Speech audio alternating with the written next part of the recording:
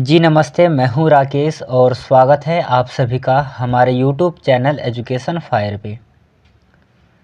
NCERT series को लगातार discuss कर रहे हैं चैप्टर बाय चैप्टर, जिनमें कि सबसे पहले हम क्लास 6 का जो एनसीईआरटी है इतिहास हमारे अतीत पार्ट 1 उसके ऊपर हम डिस्कस कर रहे हैं। जो भी क्वेश्चन आंसर बनेगा उसे हम सॉल्व कर रहे हैं।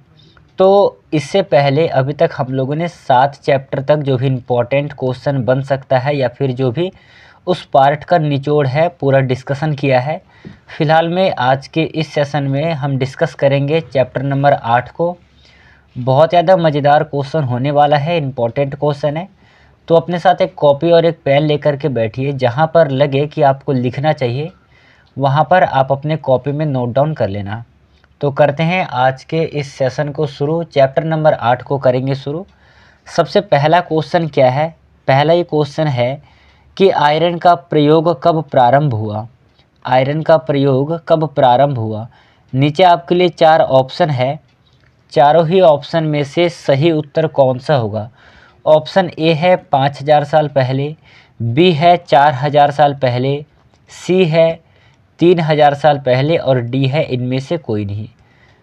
सही आंसर कौन सा होगा? उत्तर इसका ऑप्शन नंबर सी सही आंसर हो जाएगा, क्योंकि आयरन का प्रयोग लगभग 3000 वर्ष पहले आयरन का प्रयोग किया गया था।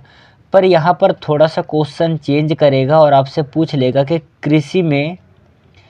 कृषि में आयरन का प्रयोग कब हुआ था। कृषि में आयरन का प्रयोग कब हुआ था? आयरन का प्रयोग तब आपको याद रखना है, कृषि में आयरन का प्रयोग 5000 वर्ष पहले होता है। ठीक है, वैसे जो आयरन का प्रयोग है 3000 साल पहले किया गया था, पर कृषि में आयरन का प्रयोग 2500 वर्ष पहले हुआ था। तो ये आपको याद रखना है। चलिए दूसरा क्वेश्चन है दक्षिण भारत। दक्षिण भारत की बात करें तो है तमिल क्षेत्र में। ठीक है, इस प्रकार से आप भारत का एक मैप ड्रॉ करना। इसमें से जो नीचे वाला भाग है, नीचे वाला भाग जो है दक्षिण का है। ठीक है, तो वही कह रहा है कि दक्षिण भारत में जो बड़े भूस्वामी होते हैं उनको क्या कहा जाता है। बड़े भूस्वामियों को क्या कहा जाता है? इसका सही आंसर हो जाएगा वेल्लाल कहा जाता है।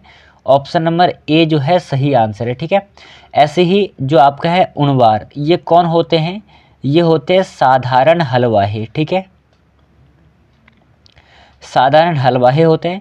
कडेसियर जो होते हैं वो होते हैं भूमिहीन मजदूर। भूमिहीन मजदूर ये कहाँ की बात है? ये सभी जो है ये दक्षिण भारत में है। हम भारत को 2 भागों में डिवाइड करेंगे। ठीक है, एक हो जाएगा आपका उत्तर भाग और दूसरा हो जाएगा दक्षिण। ठीक है, उत्तर और दक्षिण दोनों को 3-3 भागों में बांटा गया है। जैसे दक्षिण में 3 कैटेगरी बताया है, जिसको हम वेल्लाल कहते हैं। जो धनी व्यक्ति है उसको वेल्लाल कहेंगे। जो सामान्य अपना जीवन यापन कर सकता है उसको हम उणवार कहते हैं। और जो कोई अन्य काम करके अपना जीवन निर्वहन करता है उसको क्या कहेंगे? कडेसियर कहेंगे। ऐसे ही उत्तर में भी इसी प्रकार से 3 जातियाँ रहती है। कौन कौन से? पहला है ग्राम भोजक, दूसरा है गृहपति और तीसरा है दास कर्मकार। मैं आपको अगली स्लाइड पे बताऊंगा, ये आपको याद रखना है। ठीक है, चलिए ऐसे ही अगला क्वेश्चन है कि उत्तरी भारत में गांव के प्रधान व्यक्ति कौन थे। ठीक है, गांव के प्रधान व्यक्ति कौन थे? ध्यान रखना कहाँ पर पूछा जा रहा है? उत्तरी भारत में। तो आपका वेल्लाल होगा नहीं, क्योंकि वेल्लाल जो है वो कहाँ का है? यह है दक्षिण भारत का। ठीक है, ऐसे ही कडेसियर मैंने अभी आपको बताया ये भूमिहीन मजदूर है। भूमिहीन मजदूर है और ये भी किस क्षेत्र में है? ये भी दक्षिण भारत में है। ग्रामाचार्य कोई शब्द नहीं होता है, रह गया आपका ऑप्शन नंबर बी। तो ग्राम भोजक ऑप्शन नंबर बी सही हो जाएगा। जो उत्तरी भारत में गांव के प्रधान व्यक्ति है उसे हम कहेंगे ग्राम भोजक। ठीक है, ये शब्द आपको याद रखना है। चलिए अब यहाँ पर हम इस स्लाइड को दो भागों में डिवाइड करते हैं। इधर जो होगा आपका, आप इधर जो दक्षिण भारत है उनके नाम नोट करना। दक्षिण भारत के और इधर हो गया आपका उत्तरी भारत। यहाँ पर 3 कैटेगरी के लोग रहते हैं। सबसे पहला कैटेगरी जो होता है जो धनी व्यक्ति है, ठीक है, धनी व्यक्ति पहला कैटेगरी है। दूसरा है सामान्य व्यक्ति और तीसरा है निर्धन व्यक्ति। दक्षिण भारत में जो धनी व्यक्ति है उसको हम वेल्लाल कहेंगे, वेल्लाल। जो सामान्य व्यक्ति है उसे हम उणवार कहेंगे और जो भूमिहीन, जो निर्धर व्यक्ति है उसे हम क्या कहेंगे, कड़ैसियर कहेंगे। कड़ैसियर हो गया, या फिर आप दास कह लो या फिर अधिमई कह लो, तीनों में से कोई भी कह सकते हो। जो उत्तरी भारत है, उत्तरी भारत में भी यही 3 प्रकार के लोग हैं, धनी व्यक्ति, सामान्य व्यक्ति और निर्धन व्यक्ति। जो धनी व्यक्ति है उनको हम जानते हैं ग्राम भोजक के नाम से, ठीक है, किस नाम से जानते हैं, ग्राम भोजक के नाम से। जो सामान्य व्यक्ति है उसे हम गृहपति शब्द से संबोधित करते हैं और जो अंतिम है जो कि अपना जीवन यापन कर सकता है उसे हम क्या कहेंगे, हम उत्तरी भारत में दास कर्मकार के नाम से जानते हैं, ठीक है। तो ये उत्तरी भारत के, ये दक्षिणी भारत के हैं और ये उत्तरी भारत के हैं। 3 हिस्सों में बांटा गया है, वो 3 हिस्सा ये रहे आपके सामने, आपको ये तीनों ही याद रखना है। चलिए अगला क्वेश्चन क्या है, उत्तर भारत में स्वतंत्र क्रांतिकारी कहलाते हैं, कौन कहलाते हैं। देखिए यहाँ उत्तरी भारत की बात कर रहे हैं तो यहाँ पर इसका सही आंसर हो जाएगा गृहपति। उत्तरी भारत में जो सामान्य व्यक्ति होते हैं, जो अपना निर्वहन कर सकते हैं, उसे हम गृहपति कहेंगे। वेल्लाल किसे कहेंगे, वेल्लाल मतलब होता है धनी किसान, ठीक है। और ये कहाँ पर होता है, ये होता है आपका दक्षिण भारत में, ये भी आपको याद रखना है। कड़ैसियर जो है ये है भूमिहीन मजदूर, भूमिहीन मजदूर, और ये कहाँ पर है, ये दक्षिण भारत में है, ठीक है। कड़ैसियर, अधिमई भी वही होता है सेम, तो ये आपको याद रखना है। चलिए अगला क्वेश्चन है, तमिल की प्राचीनतम रचनाएं कहलाती है। सही आंसर है तमिल की प्राचीनतम रचनाएं जो है संगम साहित्य कहलाती है। ऑप्शन नंबर ए सही आंसर है इसका। अगला क्वेश्चन है, महापाषाण काल में उत्तर भारत में वस्त्र उत्पादन का मुख्य केंद्र था। नीचे आपके लिए 4 ऑप्शन है, वस्त्र उत्पादन का मुख्य केंद्र कौन सा था, पटना, मथुरा, वंश या फिर इलाहाबाद।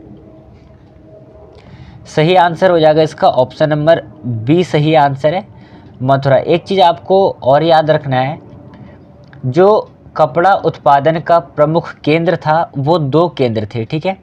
मैं एक बार लिख देता हूँ यहाँ पर, कपड़ा उत्पादन के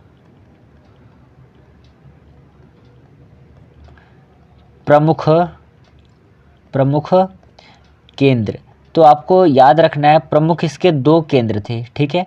पहला कौन सा था, तो पहला आपको नाम याद रखना है वाराणसी, और दूसरा नाम आपको नोट डाउन करना है मदुरई, ठीक है। ये दोनों ही कपड़ा उत्पादन के प्रमुख केंद्र थे, ये आपको याद रहना चाहिए। ऐसे ही जो मथुरा है ये मूर्ति के लिए प्रसिद्ध है, ठीक है, मूर्ति कला के लिए प्रसिद्ध है मथुरा।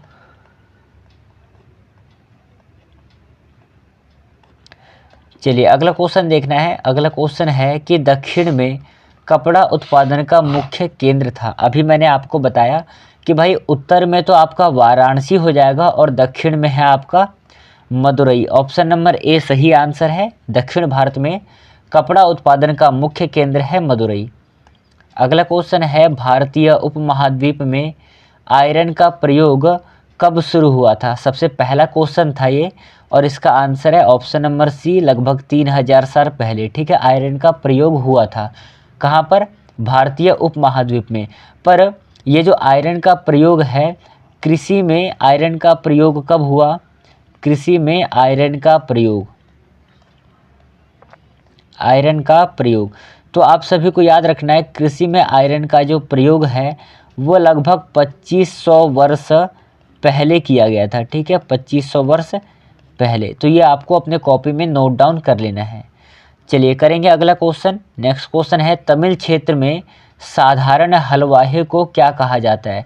तमिल क्षेत्र में साधारण हलवाही को क्या कहा जाता है? तमिल क्षेत्र ये कहाँ पर आएगा? तो आपको याद रखना ये दक्षिण भारत की बात कर रहे हैं, ठीक है। दक्षिण भारत में जो साधारण हलवाही होते हैं उसको हम किस नाम से जानते हैं? तो उसको हम जानते हैं उणवार के नाम से, साधारण हलवाही को। वेलाल आपका हो जाएगा धनी किसान। कड़ेसियर हो जाएगा आपका निर्धन व्यक्ति, निर्धन हो जाएगा कड़ेसियर। और ऐसे ही ग्राम भोजक कौन हो जाएगा? ग्राम भोजक ये हो जाएगा उत्तर भारत में, उत्तर भारत के प्रधान व्यक्ति। उत्तर भारत के प्रधान व्यक्ति कौन हो जाएंगे? ग्राम भोजक। निर्धन व्यक्ति कड़ेसियर है, कहाँ पर? यह है दक्षिण में, साउथ में। ऐसे ही वेलाल जो है वो हो जाएगा धनी किसान, और उणवार जो है ये क्या हो जाएगा? साधारण हलवाही हो जाएंगे। ऑप्शन नंबर ए यहाँ पर सही आंसर है। चलिए अगला क्वेश्चन है, तमिल क्षेत्र में भूमिहीन मजदूरों को क्या कहा जाता है? फिर से वही तमिल क्षेत्र की जब भी हम बात करेंगे तो हम रिलेट करेंगे कहाँ से? दक्षिण भारत से। और जो भूमिहीन मजदूर है उनको हम कड़ेसियर के नाम से जानते हैं। ऑप्शन नंबर सी सही आंसर है। चलिए अगला क्वेश्चन देखना है। नेक्स्ट क्वेश्चन है कि कुषाणों की दूसरी राजधानी कौन सी थी? इम्पॉर्टेंट क्वेश्चन है कि भाई कुषाणों की दूसरी राजधानी कौन सी है? A B C D 4 option है, सही आंसर कौन सा होगा? आपको याद रखना है जो कुषाणों की दूसरी राजधानी थी वो थी मथुरा, ठीक है। तो पहली राजधानी कौन सी थी? आपको अपने कॉपी में नोट डाउन करना है। कुषाणों की प्रथम राजधानी कोई बताएगा क्या था? प्रथम राजधानी जो है वो आपका हो जाएगा पेशावर। पहली राजधानी पेशावर और द्वितीय राजधानी जो है वो है मथुरा। मथुरा जो है वो मूर्ति कला के लिए प्रसिद्ध है। किस लिए प्रसिद्ध है? मूर्ति कला के लिए प्रसिद्ध है। ये भी आपको अपने कॉपी में नोट डाउन कर लेना है। चलिए अगला क्वेश्चन देखना है। अगला क्वेश्चन है आपका कि 2500 वर्ष पहले प्रयोग में लाई जाने वाले लोहे के औजार में क्या क्या शामिल थे? ठीक है, कृषि में लोहे का जो प्रयोग है 2500 वर्ष पहले किया गया था। किन किन चीज़ों को इसमें इंक्लूड किया गया था? तो कुल्हाड़ी को इंक्लूड किया गया था और हलों के फाल को इंक्लूड किया गया था। तो यहाँ पर आपका ऑप्शन नंबर सी सही आंसर हो जाएगा, क और ख दोनों, ठीक है। 12 नंबर क्वेश्चन का ऑप्शन नंबर सी सही आंसर है। प्यारे साथी, यदि आपको यह सेशन पसंद आ रहा होगा, यदि आपको सेशन अच्छा लग रहा है तो आप हमारे चैनल को सब्सक्राइब कर लीजिए, लाइक करिए और बेल आइकन को प्रेस कर लीजिए, ताकि आगे आने वाला जो भी इन्फॉर्मेशन है, जो भी सूचनाएं हैं, उसका नोटिफिकेशन सबसे पहले आप तक पहुंचे। इसलिए आप अब तक चैनल को सब्सक्राइब नहीं किया है तो सब्सक्राइब कर लीजिए।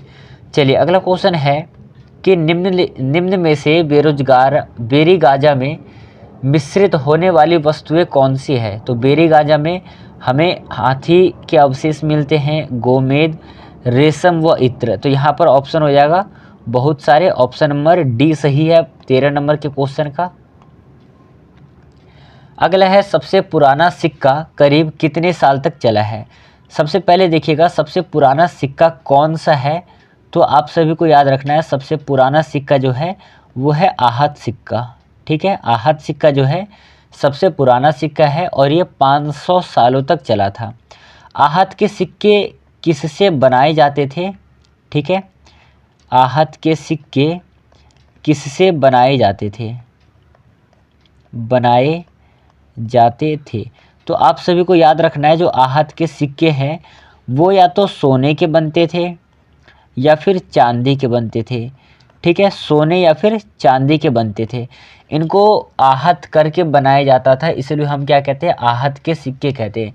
इनका जो आकार होता था किस प्रकार का होता था? तो आकार आपको नोट डाउन करना है। आकार होता था आयताकार, आयताकार, दूसरा है वर्गाकार और एक है वृत्ताकार, ठीक है। ये 3 प्रकार के आहत के सिक्के होते हैं, आयताकार, वर्गाकार, वृत्ताकार। सोने के सिक्के जो है आहत के सिक्के ये सोने और चांदी से बनाए जाते हैं और सबसे प्राचीन सिक्का जो है वो है आहत सिक्का। लगभग 500 साल तक ये चला था, ठीक है। तो ये आपको याद रखना है। चलिए अगला क्वेश्चन है, शिल्पकार और व्यापारी संघ क्या कहलाते हैं? सही उत्तर है श्रेणी कहलाते हैं। ऑप्शन नंबर ए सही आंसर हो जाएगा। एक बार मैं फिर से बता देता हूँ, इसको वेल्लाल कर लेना। जो वेल्लाल है वो दक्षिण भारत का सबसे धनी किसान है। ग्राम भोजक जो है वो साधारण व्यक्ति है, ठीक है, साधारण व्यक्ति है। कहाँ का साधारण व्यक्ति है? उत्तर भारत का। कडेसिया जो है वो क्या है? मजदूर है, ठीक है। कहाँ का मजदूर है? तो दक्षिण भारत का मजदूर है। चलिए अगला क्वेश्चन देखिएगा, नेक्स्ट क्वेश्चन क्या है। अच्छा, तो ये जो सेशन था ये 15 नंबर के क्वेश्चन तक ही था और ये जो सेशन है ये पूरा कंप्लीट सेशन है। जो भी इम्पोर्टेंट क्वेश्चन बन सकते थे मैंने आपको बताया है। यहाँ पर एक चीज़ और आपको नोट करने की ज़रूरत है, जैसे कि मैंने आपको बताया कि जो हमारा उत्तर भारत है उसमें भी 3 हिस्से हैं। एक है ग्राम भोजक, गृहपति और दास कर्मकार। जो ग्राम भोजक शब्द है वो गांव के प्रधान के लिए प्रयोग होता है, ठीक है। ग्राम भोजक जो शब्द है, ग्राम भोजक शब्द गांव के जो प्रधान होते हैं उसके लिए प्रयोग में किया जाता है। इसके ग्राम भोजक के कार्य कौन कौन से हैं ये भी आपको नोट डाउन करना है, ठीक है। ग्राम भोजक के कार्य, तो सबसे पहला आपको नोट करना है, जो ग्राम भोजक है उनको राजा महाराजा क्या करते थे? कर वसूलने का काम सौंपते थे, ठीक है। कर वसूलने का कार्य सौंपते थे। दूसरा जो है उनको न्यायाधीश का काम भी सौंपा जाता था, न्यायाधीश का कार्य सौंपा जाता था। और तीसरा जो है उन्हें पुलिस का कार्य भी दिया जाता था, ठीक है। किसका कार्य दिया जाता था? पुलिस का कार्य दिया जाता था। तो ये 3 काम करते थे गांव के प्रमुख, ठीक है, जिसे आप लोग ग्राम भोजक कहते हो। तो ये पूरे चैप्टर में से आपको ये याद रखना है, ये आपके एग्ज़ाम के लिए इम्पॉर्टेंट हो सकता है। तो चलिए आज का जो सेशन था इस सेशन को हम यहीं पे समाप्त करेंगे। इसी के साथ हमारा चैप्टर नंबर 8 कंप्लीट होता है। बाकी बात कल के सेशन में हम चैप्टर नंबर 9 करेंगे। टॉपिक क्या होगा कल का? कल का टॉपिक होगा नए साम्राज्य और नए राज्य, ठीक है। टॉपिक है नए साम्राज्य और राज्य, ये हमारा कल का टॉपिक है। तो आप इस चैप्टर को पढ़ कर के आएंगे तब आपको एमसीक्यू क्वेश्चन को सॉल्व करने में मज़ा आएगा। तो चलिए इन बातों को ध्यान में रखिएगा। आज के इस सेशन को करते हैं समाप्त, मिलेंगे कल के सेशन में। तब तक के लिए धन्यवाद। जय हिंद साथियों।